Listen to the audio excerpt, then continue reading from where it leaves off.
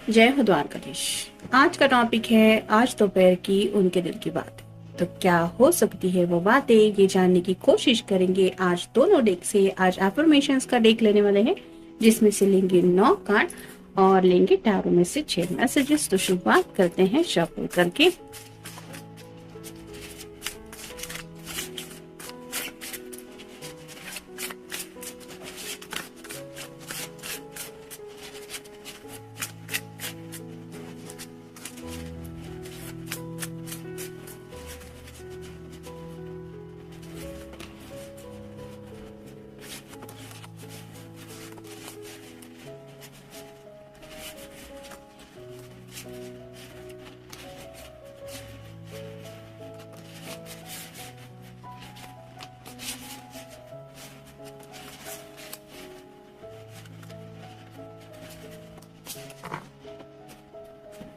अब देखते हैं टैरो के कार्ड्स।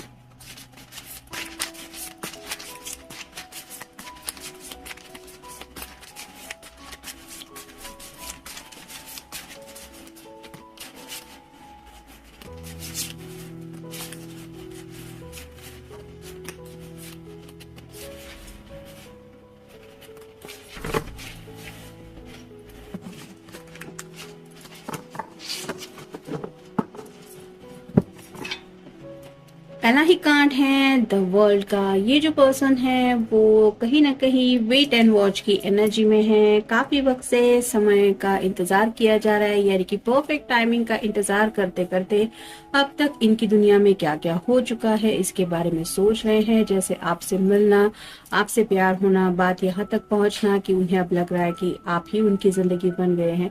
तो ये जो उनका जो सफर रहा है उस सफर के बारे में सोच रहे हैं। कहीं ना कहीं एक फ्रीडम भी उन्हें महसूस हो रहा है कि मतलब खुशी तो है दिल में कि अपनी छोटी सी दुनिया में इतनी कुछ चहल पहल हो रही है कि जिसकी वजह से उनको ऐसा लग रहा है कि ये सिर्फ मेरी सपनों की दुनिया है। तो थोड़ा सा ड्रीमी भी नेचर है राइट नाउ उनका, और काफी कुछ सोचा जा रहा है अपने दिल की छोटी सी दुनिया के बारे में।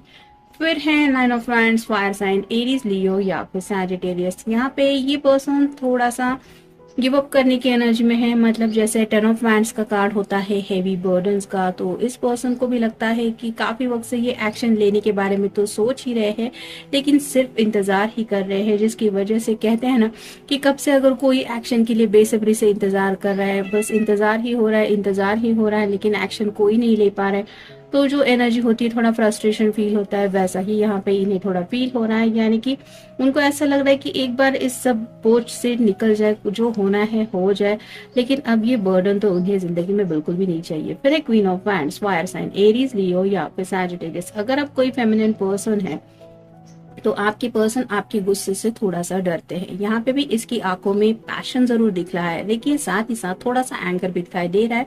तो शायद आपको लग रहा होगा कि आपके पर्सन काफी समय ले रहे हैं।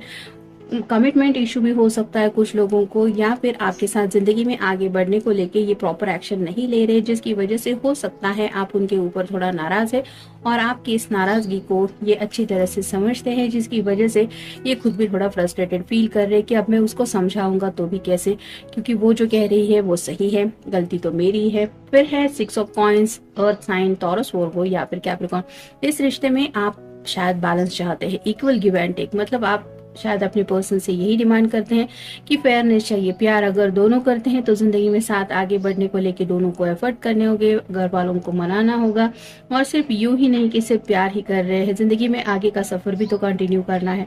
तो वैसे ही यहाँ पे बैलेंस की बात आ रही है। इस पर्सन को आपके बिना जिंदगी में अधूरापन महसूस होता है और उन्हें आपकी सख्त जरूरत महसूस होती है ईच एंड एवरी डे, कि उन्हें आप जैसा ही पर्सन अपनी जिंदगी में चाहिए।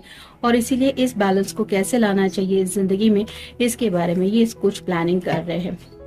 फिर है two of cups, water sign, Cancer, Scorpio या फिर पाइसेस। ये कार्ड रिवर्स आ रहा है। आपके प्यार को मिस कर रहे हैं, हो सकता है आप उनके ऊपर नाराज हैं।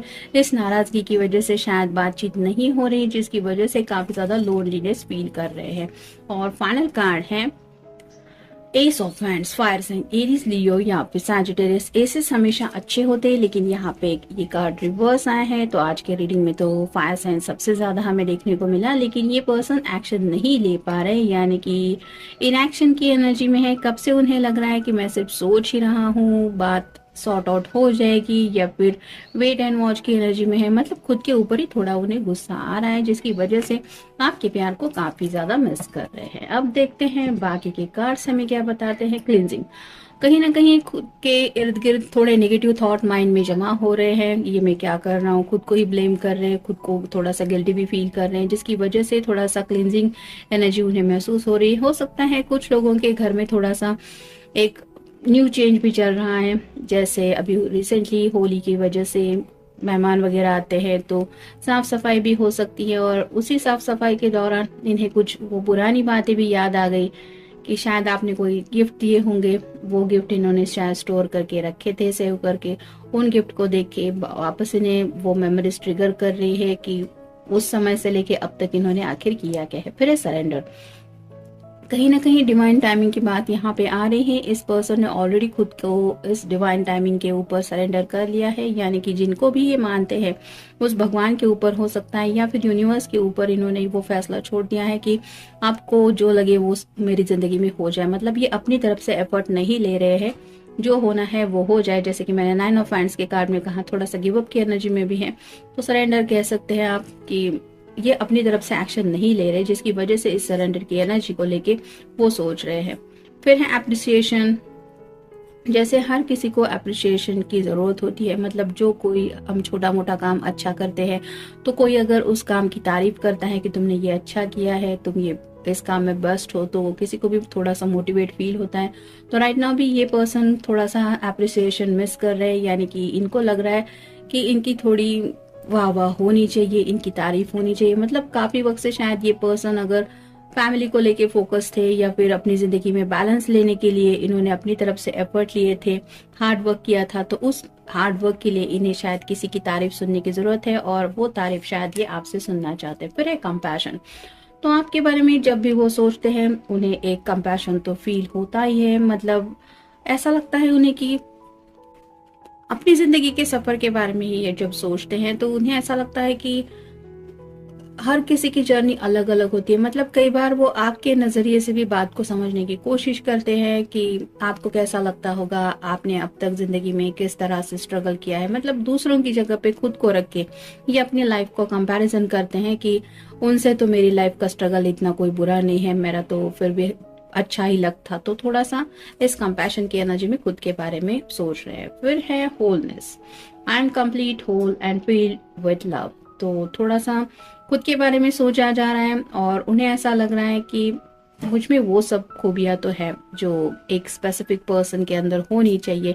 यानी कि खुद को दोष नहीं दे रहे हैं, वो एक्शन सिर्फ एक्शन नहीं ले पा रहे इसलिए ब्लेम कर रहे। बाकी तो उन्हें ऐसा लगता है कि ही और she is a perfect person, जिनको कोई भी पाना चाहता है। जैसे यहाँ पे केक है, तो जैसे अगर किसी छोटे बच्चे को भी अगर केक दिख जाए तो उसको भी वो केक अच्छा लगता है, किसी बुजुर्ग को भी केक दिख जाए तो वो अच्छा लगता है। वैसे ही इस पर्सन को लगता है कि इनके अंदर काफी सारी अच्छाइयां हैं, जो काफी सारे लोग जानते भी हैं कि हाँ इनमें वो खूबियां है, इसलिए शायद ये तारीफ के लिए इंतजार भी कर रहे। फिर है वेट एंड सी, जैसा कि मैंने कहा कि परफेक्ट टाइमिंग की कहीं ना कहीं बात आ रही है।